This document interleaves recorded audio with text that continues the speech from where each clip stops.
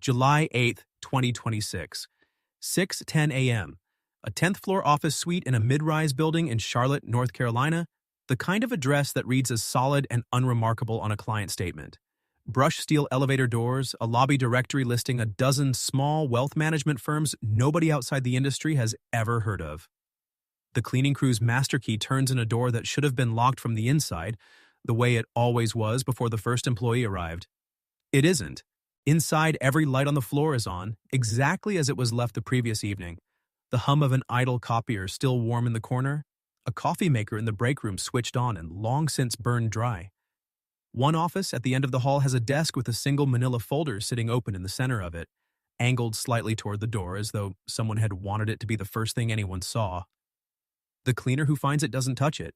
She has cleaned this floor for 6 years, long enough to know that an office left exactly like this, lights on, chair pushed in neatly, nothing thrown or scattered, doesn't look like a man who left in a hurry. It looks like a man who left on purpose and took the time to arrange the room behind him before he did. His name, for the purposes of this file, is Gerald Voss, 51 years old, founder and sole managing broker of a boutique wealth management firm that, on paper, oversaw just under $80 million across roughly 90 client accounts, most of them small business owners, retirees, and 2 local nonprofit endowments that had trusted him with their entire operating reserves. Colleagues describe him as meticulous almost to a fault, the kind of broker who returned client calls within the hour and remembered, unprompted, the names of his clients' grandchildren. A federal audit scheduled for that same morning had been on his calendar for 6 weeks. He was not in the office when the cleaning crew arrived. He has not been seen since. And the folder on his desk, recovered, photographed, and logged into evidence within the hour, sat almost entirely unexamined for the next 14 months, filed away as a curiosity in a case that investigators had already decided, well before that folder was ever opened, they understood completely. Before the story ends, you're going to see exactly what was inside that folder, and the specific detail on its very first page that should have changed the entire direction of the investigation the same day it was found. You're going to see the original case report, closed within 9 weeks, that describes this as a straightforward flight case, motive and opportunity both clearly established. You're going to see the name of the client whose account alone among the 90 was never actually touched, and the reason that omission was never flagged as strange until 14 months later. You're going to see the specific email buried in an unrelated document request that finally gave a fictitious-looking bank name a real identity. And you're going to see what one insurance investigator, reading a case file nobody had asked her to reopen, found when she finally did what nobody else had bothered to do, read the folder cover to cover. This isn't a story about a man who ran. This is a story about how easily an investigation can convince itself it already has the answer, and stop looking at the one piece of evidence sitting in plain sight that says otherwise, and about how much can quietly happen or fail to happen in the 14 months between a case being closed and someone finally, almost by accident, opening it back up. So how does a federal case with real victims, a real $80 million loss, and a folder left deliberately in plain view get closed in 9 weeks as a simple disappearance? Nobody has to hide anything. They just have to already believe they know how the story ends before the last chapter has actually been read. The official version of events, established almost entirely within the first 72 hours and never substantially revised afterward, was straightforward and, on its surface, entirely reasonable. Gerald Voss, facing a federal audit that would have exposed years of misappropriated client funds, panicked and fled the night before investigators arrived. A common enough pattern in financial fraud cases that the FBI's own preliminary assessment, filed 4 days after his disappearance, described the circumstances as consistent with known flight behavior in advance of anticipated federal enforcement action. Voss's passport was missing from his home, a cash withdrawal of just under $40,000, the maximum his personal accounts could release without triggering additional reporting requirements, had cleared 2 days before the audit date. A one-way flight itinerary to a country with limited extradition cooperation, never actually boarded according to airline records, was found printed on his home office desk. Every individual piece of evidence pointed cleanly and consistently in the same direction. That consistency itself, Deniston would later note in her own supplementary report, is precisely what made the case easy to close quickly and hard to reopen later. A genuinely fabricated flight, staged specifically to look convincing, and a genuine panicked flight produce, on paper almost exactly the same evidence trail: a missing passport, a cash withdrawal, travel documents left behind in the rush. Investigators had no obvious reason in the case's first weeks to distinguish between the two possibilities, because nothing in the initial evidence demanded they try. The unprinted flight itinerary, a route Voss apparently never actually took, was itself treated as unremarkable, explained in the original case file as a fleeing suspect simply choosing, at the last minute, a different and unrecorded route out of the country, a plausible enough assumption that nobody thought to ask whether the printed itinerary might have been left behind for the same reason the folder was: not as a genuine travel plan, abandoned in panic, but as a piece of a story someone wanted investigators to read exactly the way they did. Here's the mechanism behind the actual fraud, and it's worth being precise about it, because the case file's own account of how Voss stole from his clients was, itself, accurate and well documented. The investigation's failure was never about understanding the crime. It was about understanding what happened after it. Voss ran what investigators would later describe as a commingled account structure, technically prohibited under the regulations governing his license, but disguised through a layer of internal transfers between client accounts and a master operating account that made individual client statements appear accurate on paper, even as the underlying pool of actual assets steadily shrank. When a client requested a withdrawal, Voss simply paid it from the master account rather than liquidating that specific client's actual holdings. A structure that works exactly like a Ponzi scheme's mechanics without ever needing new investors, because Voss wasn't running a growth scheme at all. He was slowly, steadily draining the pool to cover his own trading losses, accumulated over nearly a decade of increasingly aggressive personal positions that had gone wrong years before anyone's statement showed a single sign of trouble. The fraud's particular durability came from a detail the original investigation documented thoroughly. Voss never touched the underlying paperwork clients actually saw. Statements were generated automatically from a database that reflected each client's original deposits and the fraudulent, steadily compounding returns Voss manually entered each quarter. A process that took him, according to a former assistant interviewed early in the investigation, no more than 20 minutes a month sitting alone in his office, after hours adjusting numbers in a spreadsheet nobody else had access to. The actual physical pool of client assets held at the firm's custodian bank, verifiable independently by anyone who thought to check it against the statements clients were receiving, told an entirely different story. One that a routine audit, of the kind scheduled for the very morning Voss disappeared, would have exposed within days. The trailer for what happened next. You're going to see the specific line item buried on page 4 of the folder that doesn't match any account Voss's firm was ever known to hold. You're going to see the name of the one client whose funds were never touched, and the connection nobody drew between that client and the folder itself. You're going to see the original lead investigator's own case notes, describing the folder in 4 dismissive words. And you're going to see exactly what changed 14 months later, when someone finally sat down and actually read what Voss left behind. The folder itself, according to the evidence log, contained 11 pages, partial account statements for 3 clients, a handwritten list of dates spanning roughly the previous 18 months, and a single sheet near the back, listing what appeared to be wire transfer routing information for an account at a financial institution that, when investigators ran a basic search in the case's first week, did not appear to exist under the name written on the page. That single unmatched detail, a bank that, as far as a first-pass records check could determine, wasn't real, became, in the original investigator's case notes, the entire extent of the folder's documented significance. His note, preserved verbatim in the file, reads, "Folder appears to be disorganized personal records, low evidentiary value." He moved on to processing the passport and flight records the same afternoon. That investigator, a veteran agent with 19 years in financial crimes by every account from colleagues thorough and well-regarded, was, at the time, managing a caseload of 11 active files, 3 of them involving losses larger than Voss's.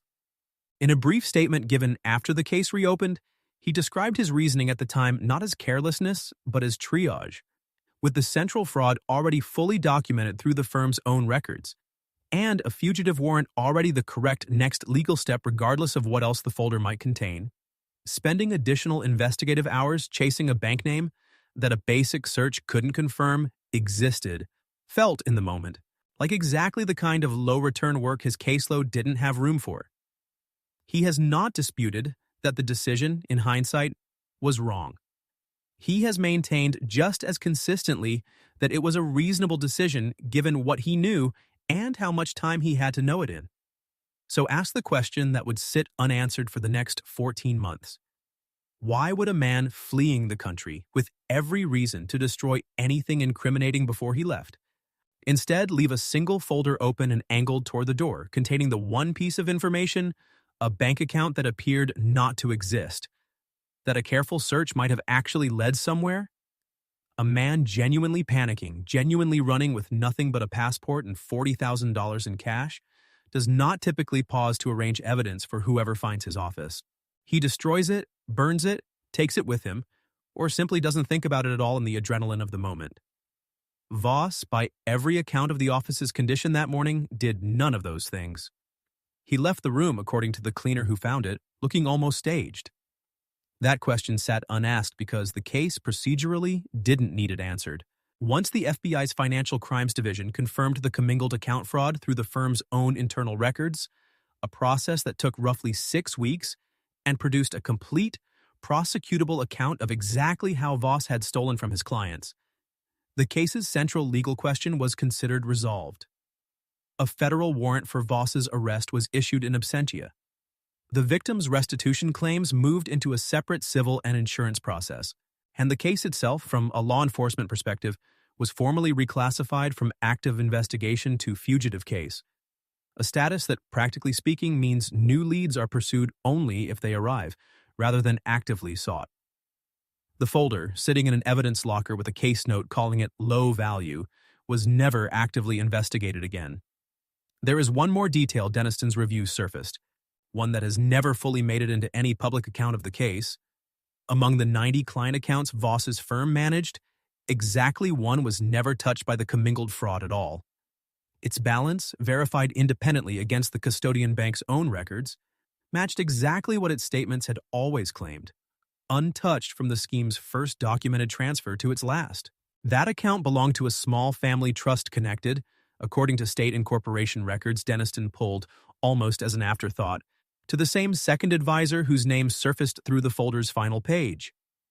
The original investigation never flagged this account as unusual because nothing about an account performing exactly as expected draws attention in a fraud case built around accounts that don't.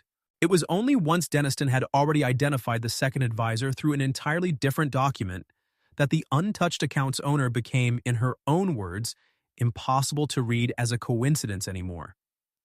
That's the specific detail, one client, out of 90, whose money was never at risk at all, that finally reframed the entire case for the small team now quietly and carefully reviewing it, not as a fraud with one perpetrator who happened to leave a confusing folder behind, but as a fraud that may have had a second entirely undocumented participant whose own funds Voss had, whether by agreement or obligation, simply never touched. None of this abstraction erases what those 90 client accounts represented. A woman in Charlotte, call her Marlene Attaway for this file, 63 years old, the founder and sole employee of a small nonprofit literacy program that had used Voss's firm to manage its operating reserve for 11 years, lost access to nearly the entirety of that reserve, roughly $340,000, the same week Voss disappeared.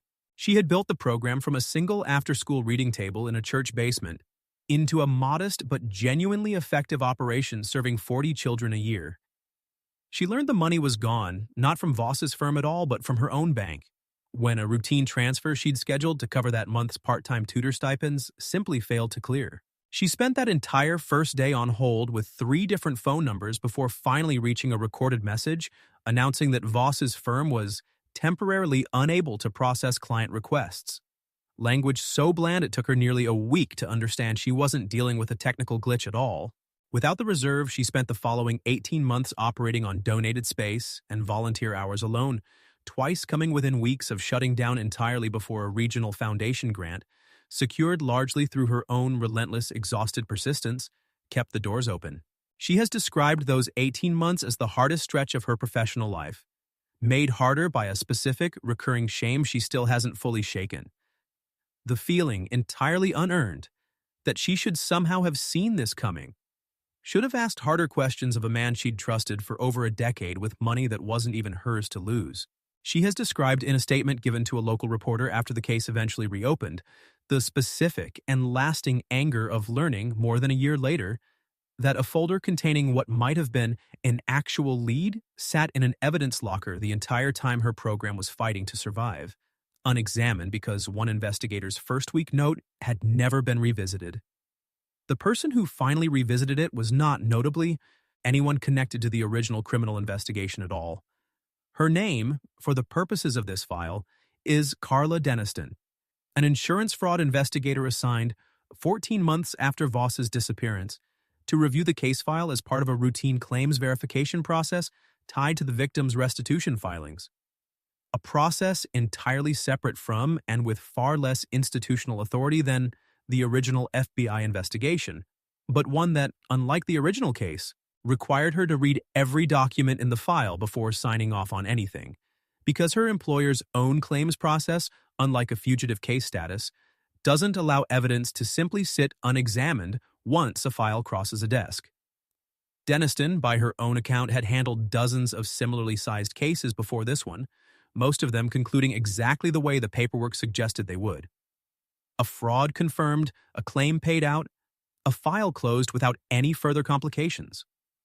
She has described approaching Voss's file with no particular expectation of finding anything unusual, treating the folder review as one more procedural box to check before the afternoon's other 3 cases.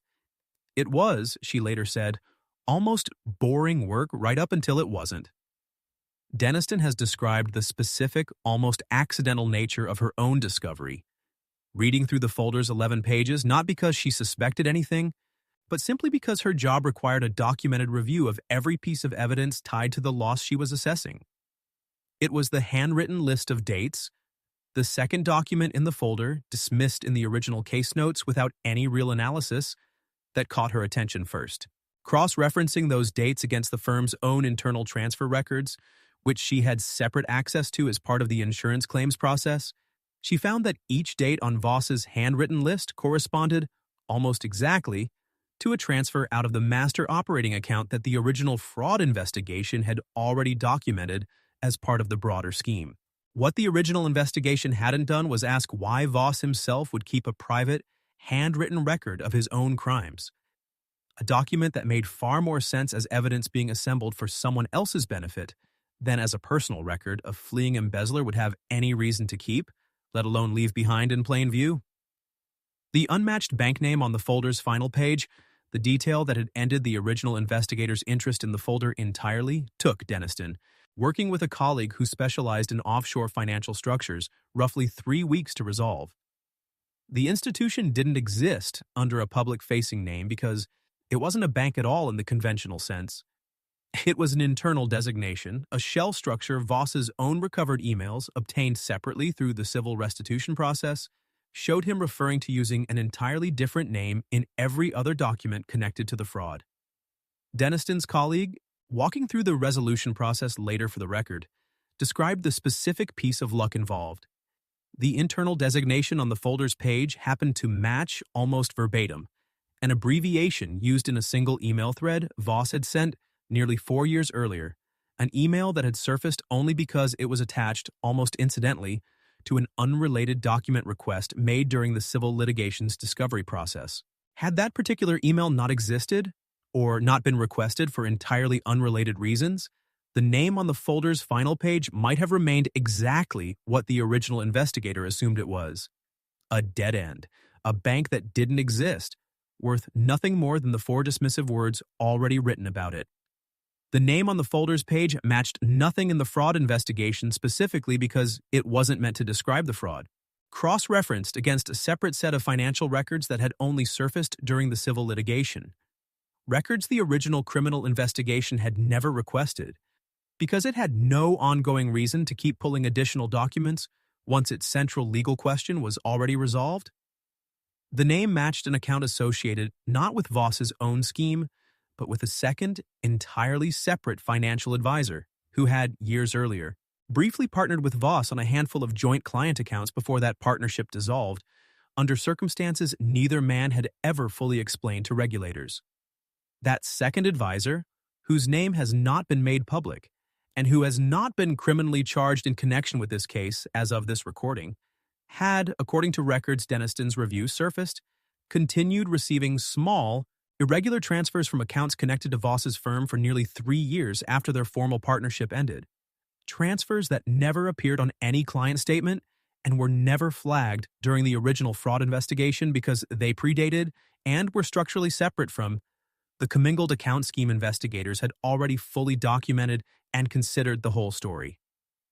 The original partnership between the two men, according to regulatory filings from nearly a decade earlier, dissolved amid a dispute neither party ever formally litigated.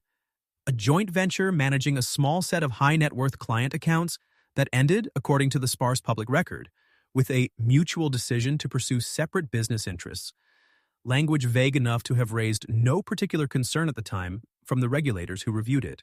Deniston's review, cross-referencing the timing of that dissolution against the earliest dated transfer on Voss's own handwritten list, found the two events sat almost exactly 8 months apart.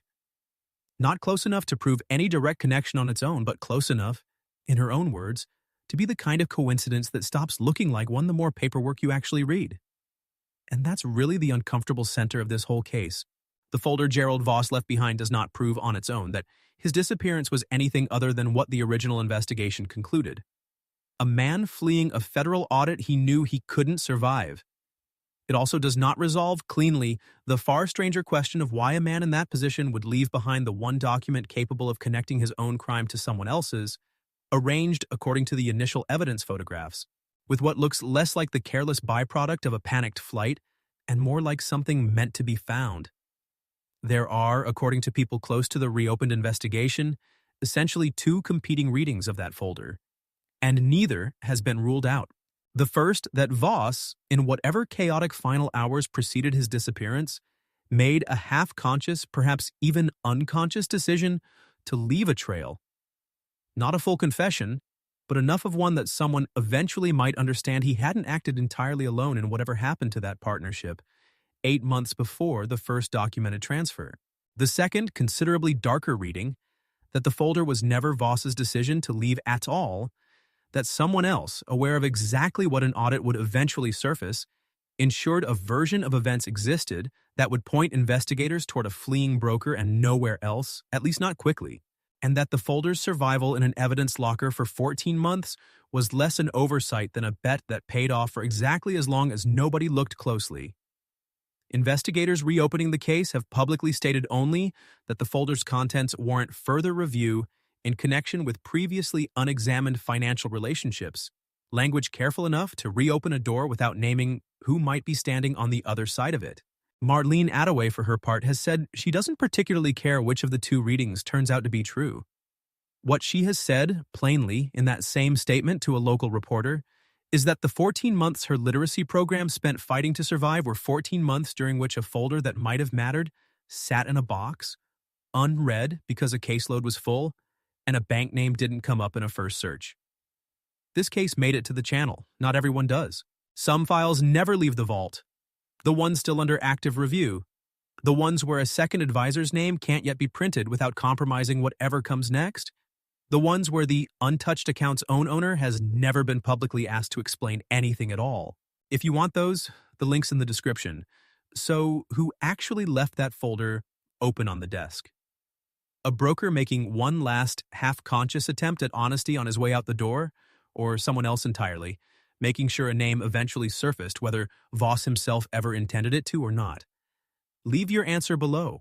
Half of you are already about to disagree with the other half, and it's worth noting that even the two investigators now working the reopened case haven't fully settled on the same answer between themselves. Because somewhere out there, right now, Gerald Voss is either still running or he was never the one who got to decide how this story would end at all. And the only reason anyone outside a claims department will ever ask that question is that one insurance investigator, doing a job nobody thought mattered to the criminal case, actually read all 11 pages instead of 4 dismissive words scribbled in a margin during a busy week, 19 months, into an otherwise unremarkable career. And if you want to see the case where the missing man wasn't hiding from investigators at all, but from the person whose name was written on that folder's last page, that story is waiting right here.